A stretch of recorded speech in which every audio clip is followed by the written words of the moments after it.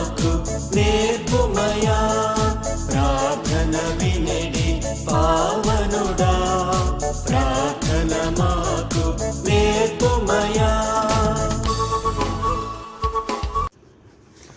యేసుతో అనుదినం శిష్యత్వంలో ఎదుగుట. ప్రార్థనా మూలాలను వెతికి పట్టుకుందాం. విధేయత ఒక తాళం చెవి. చదివి ధ్యానించడానికి హెబ్రీ 5:1-14. శరీరధారి అయిన దినములలో తన్ను మరణం నుండి రక్షింపగలవానికి ప్రార్థనలను యాచనలను సమర్పించి. 7వ వచనం. దేవునికి మనం యాచనలు ఎందుకు చేయాలి అనే అంశం మీద ఈరోజు కూడా ధ్యానించాలి. నా అభిప్రాయం ప్రకారం ఇందుకు అనేక కారణాలున్నాయి. వాటిలో 3 ఇదివరకే మనం చూసాం.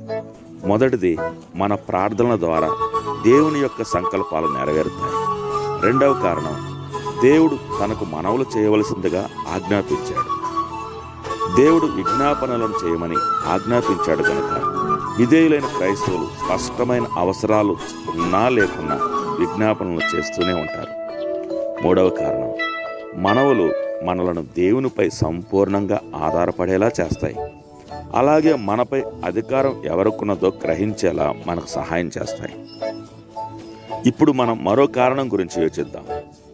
మన విన్నపాలతో మనం దేవుని యొద్దకు వెళ్ళినప్పుడు మన మనవులను అంగీకరించడం ద్వారా లేక నిరాకరించడం ద్వారా మనకు మార్గదర్శకత్వం వహించి నడిపించే అవకాశం దేవునికి లభిస్తుంది.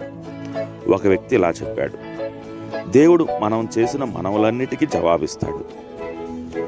ఆయన ఈ విధంగా జవాబు చెప్పవచ్చు: ఇస్తాను, ఇవ్వడానికి వీలు కాదు, వేచి ఉండు, లేక నీవు అడిగిన దానికంటే మెరుగైనది ఇస్తాను. లెక్కలేనన్ని సార్లు నా జీవితంలో దేవుని చేత నడిపించబడ్డాను.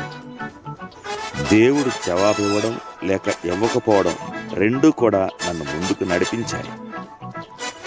నేను చదువుతున్నప్పుడు నాకు డాక్టర్ రాబర్ట్ హెచ్ షిల్లర్ గారి మాటలు కొన్ని లభించాయి. ఈ వాక్యాలు మనం ధ్యానిస్తున్న అంశాన్ని విశదంగాను స్పష్టంగాను చెప్పినట్లు నాకు తోచింది. అవేంటంటే, మన విజ్ఞాపన సరైనది కాకపోతే ఆయన జవాబు లేదు, కాదు. అది సరైన సమయం కాకపోతే ఆయన జవాబు ఆగు. మనం ఇంకా సిద్ధంగా లేనట్లయితే ఆయన జవాబు ఎదుగు. అంతా సిద్ధంగా సరిగా ఉంటే ఆయన జవాబు వెళ్ళు. మనం చేసిన మనవులన్నీ మనం కోరిన విధంగా నెరవేర్చబడితే వెంటనే మనకు దేవుని జ్ఞానం మీద అనుమానం కలగాలి.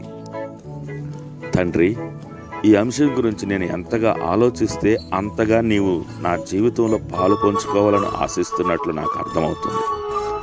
నీ దృష్టిలో ఏది చిన్న విషయం కాదు. నేను ఇంకా యథార్థంగా ఉండినట్లు, ఇంకా నీపై ఆధారపడి ఉండినట్లు, ఇంకా ప్రార్థనాపూర్వకంగా ఉండినట్లు అనుగ్రహించండి. యేసు నామమున అడుగుచున్నాను తండ్రి, ఆమేన్.